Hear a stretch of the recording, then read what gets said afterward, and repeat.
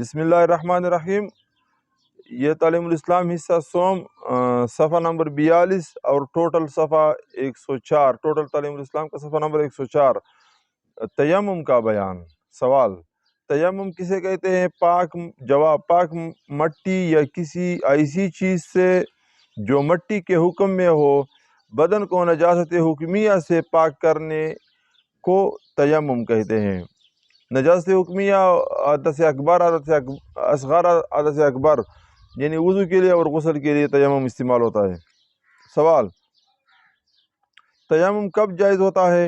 جواب: جب پانی نہ ملے یا پانی کے استعمال کرنے سے بیمار ہو جانے یا مرض بڑھ جانے کا اندیشہ ہو تو تیمم کرنا جائز ہوتا ہے۔ سوال: پانی نہ ملنے کی کیا صورتیں ہیں؟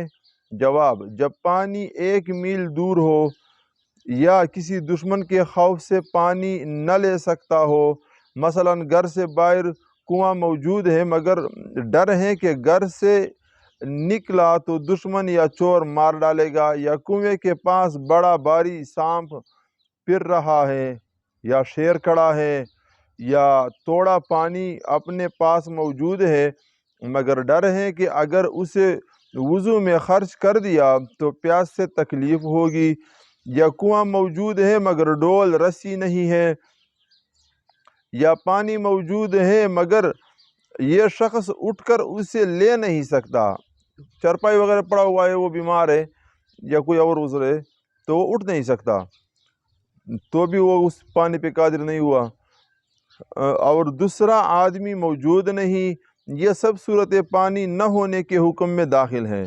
سوال: بیمار ہو جانے کا خوف کب معتبر ہے؟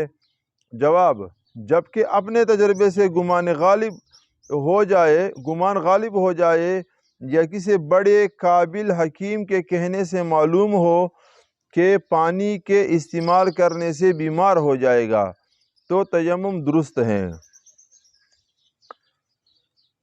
سوال: پانی کے 1 میل دور ہونے سے کیا مراد ہے؟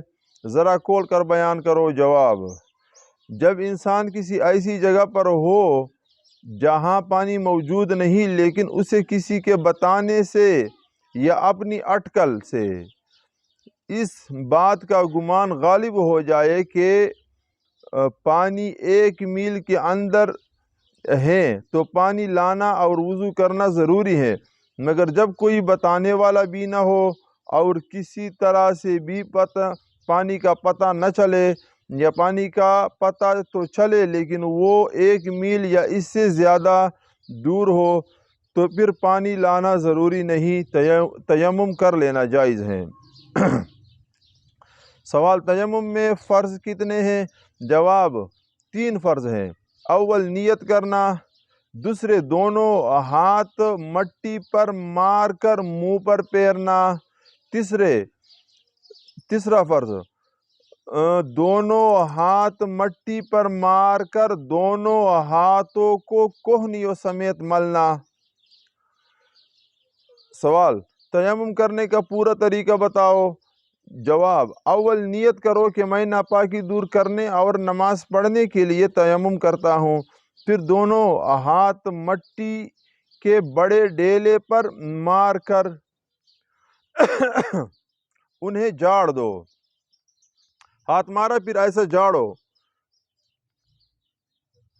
زیادہ مٹی لگ جائے تو منہ سے پھونک دو، یا اگر زیادہ ہے تو اس طرح صاف کرو، پھونک دو، اور دونوں ہاتھوں کو منہ پر اس طرح پھیرو کہ کوئی جگہ باقی نہ رہ جائے، ایک بال برابر جگہ چھوٹ جائے گی تو تیمم جائز نہ ہوگا۔ پھر دوسری مرتبہ دونوں ہاتھ مٹی پر مارو اور انہیں جاڑ کر پہلے بائیں ہاتھ کی 4 انگلیاں سیدھے ہاتھ کی انگلیوں کے سروں کے نیچے رکھ کر کھینچتے ہوئے کوہنی تک لے جاؤ، اس طرح لے جانے میں سیدھے ہاتھ کے نیچے کی جانب ہاتھ پھیر جائے گا۔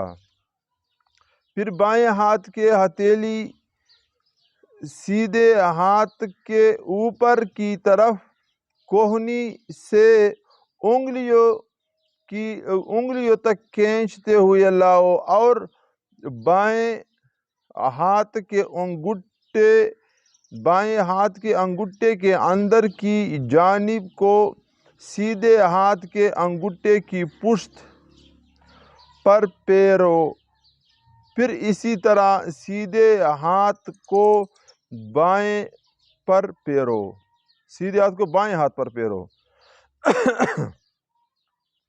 پھر انگلیوں کا خلال کرو۔ اگر انگوٹھی پہنی ہوئی ہو تو اسے اتارنا یا ہلانا ضروری ہے۔ داڑھی کا خلال کرنا بھی سنت ہے۔ سوال: وضو اور غسل دونوں کا تیمم جائز ہے یا صرف وضو کا؟ جواب: دونوں کا تیمم جائز ہے۔ سوال: کن چیزوں پر تیمم کرنا جائز ہے؟ جواب: پاک مٹی اور ریت اور پتھر اور چونا اور مٹی کے کچے یا پکے برتن جن پر روغن نہ ہو، رنگ نہ ہو، یہ جو رنگ دیا جاتا ہے، اور مٹی کی کچی یا پکی اینٹیں اور مٹی یا اینٹوں یا پتھریاں، چونے کی دیوار، یہ جو کرش ہیں یا اینٹوں کے ٹکڑے ہیں، پتھر کے ٹکڑے ہیں، چونے کی دیوار اور گرو، یہ پتہ نہیں گرو کیا ہوتا ہے، اور ملتانی پر تیمم کرنا جائز ہے۔ اسی طرح پاک غبار سے بھی تیمم کرنا جائز ہے۔ سوال: کن چیزوں پر تیمم ناجائز ہے؟ جواب: لکڑی، لوہا، چونا، سونا، چاندی، تانبا، پیتل، المونیم، شیشہ، رانگ، جست، گہیو، جو، گندم اور جو، یہ غلہ بتا رہے ہیں، اور تمام غلے، کپڑا، راکھ، ان تمام چیزوں پر ناجائز ہیں۔ یوں سمجھو کہ جو چیز آگ میں پگھل جاتی ہے یا جل کر راکھ ہو جاتی ہیں، ان پر تیمم ناجائز ہے۔ سوال: پتھر یا اینٹوں کی دیوار پر غبار نہ ہو تو تیمم جائز ہوگا یا نہیں؟ جواب: جن چیزوں پر ہم نے تیمم جائز بتایا ہے ان پر غبار ہونے کی شرط نہیں ہے۔ پتھر یا اینٹ یا مٹی کے برتن دھلے ہوئے ہو جب بھی ان پر تیمم جائز ہے۔ اگر وہ بالکل دھلا ہوا ہے، پتھر دھلا ہوا ہے، تو بھی اس پر آپ اینٹ دھلی ہوئی ہے تو بھی اس پر آپ تیمم کر سکتے ہو۔ سوال: جن چیزوں پر تیمم ناجائز ہے اگر ان پر غبار ہو تو تیمم ہو جائے گا یا نہیں؟ جواب: ہاں، جب اتنا غبار ہو کہ ہاتھ مارنے سے اڑنے لگے۔ یہ چادر ہے، اس کو آپ نے مارا، ایسا کچھ گردہ نظر آ جاتا ہے کہ اڑتا ہے اس سے، تو یہ مراد ہے اس سے۔ یا غلہ ہے، یا مثال کے طور پر اور یہ چارہ وغیرہ ہے، خشک جو بھوس وغیرہ ہوتا ہے، اس پہ آپ نے ہاتھ ایسا لگایا، مارا، اور اس سے وہ گردہ اٹھ گیا۔ ہاں، جب اتنا غبار ہو کہ ہاتھ مارنے سے اڑنے لگے، یا اس چیز پر ہاتھ رکھ کر کھینچنے سے نشان پڑ جائے تو تیمم جائز ہے۔ لوہا ہے، لوہے پر آپ نے انگلی سے کھینچ لیا، یہ کار وغیرہ ہے، اس پہ ہم انگلی سے نشان لگا سکتے ہیں نا، تو یہ اس پہ گردہ ہے، اب اس پہ تیمم ٹھیک ہے۔ سوال: اگر قرآن مجید پڑھنے یا چھونے یا مسجد میں جانے یا اذان کہنے یا سلام کا جواب دینے کی نیت سے تیمم کیا تو اس سے نماز جائز ہے یا نہیں؟ جواب: جائز نہیں ہے۔ نماز کی نیت سے آپ تیمم کرو گے پھر آپ کی نماز جائز ہوگی۔ غسل کی نیت کرو گے، میں غسل کے لیے نیت کرتا ہوں، غسل کا جنابت دور کرنے کا نیت کرتا ہوں، یا نماز پڑھنے کا نیت سے تیمم کرتا ہوں، وضو کے لیے نیت کرتا ہوں۔ سوال: نماز جنازہ یا سجدہ تلاوت کی نیت سے تیمم کیا تو اس سے نماز جائز ہے یا نہیں؟ جواب جائز ہے۔ سوال، اگر پانی نہ ملنے کی وجہ سے تیمم کر لیا اور نماز پڑھ لی پھر پانی مل گیا تو کیا حکم ہے؟ جواب، نماز ہو گئی۔ جب آپ نے نماز پڑھ لی آپ کی نماز ہو گئی، اب اسے لوٹانے کی حاجت نہیں، چاہے پانی وقت کے اندر ملا ہو یا وقت کے بعد۔ زور کے نماز کے لیے آپ نے تیمم کیا، اب وہی زور کا وقت ہے اور آپ کو پانی مل گیا تو پھر بھی آپ کا نماز ہو گیا۔ اگر وہ زور کا نماز کا وقت چلا گیا، عصر کا وقت آ گیا ہے، کوئی اور وقت آئے پھر آپ کو ملا ہے تو پھر بھی آپ کا نماز ہو چکا ہے۔ اس کے چاہے وقت کے اندر ہو یا وقت کے بعد ہو، اس کا یہ مطلب ہے۔ سوال، تیمم کن چیزوں سے ٹوٹتا ہے؟ جواب، جن چیزوں سے وضو ٹوٹتا ہے ان سے تیمم بھی ٹوٹ جاتا ہے۔ ہاں، غسل کا تیمم صرف حدث اکبر سے ٹوٹتا ہے۔ غسل حدث اکبر کے لیے آپ نے جنابت کے لیے تیمم کیا تھا تو وہ پھر اگر آپ کو جنابت آئے گی تو ٹوٹ جائے گا، اور اگر پانی نہ ملنے کی وجہ سے تیمم کیا تھا تو وہ تیمم پانی پر قدرت حاصل ہو جانے سے بھی ٹوٹ جاتا ہے۔